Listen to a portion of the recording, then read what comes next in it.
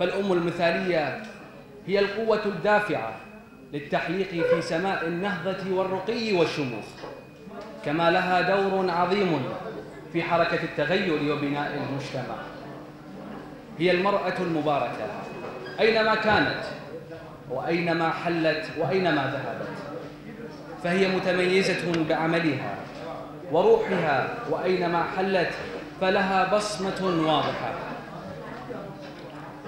هي صاحبة الهمة العالية واليقظة الفائقة التي تهتم بمعالي الأمور، التي لها أهداف عظيمة وغايات نبيلة شامخة كالجبال، يتعاقب خيرها كتعاقب الليل والنهار.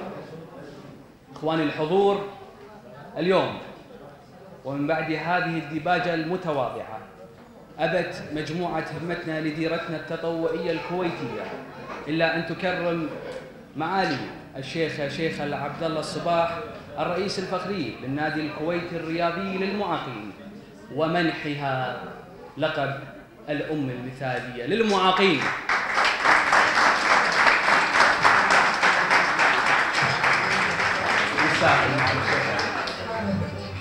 تستاهل هذا اللقب، تستاهل فعلا، يعني جهودك، وهذا اللقب من ابنائك المعاقين، مو من عندنا، هم اللي حطوا لك هاللقب هذا، لانك تستاهلين هاللقب هذا.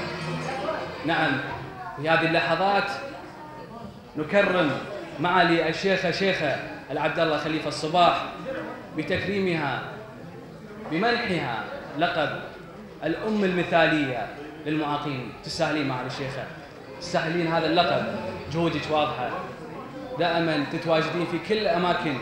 اللهم صل وسلم عليك يا حبيب الله محمد.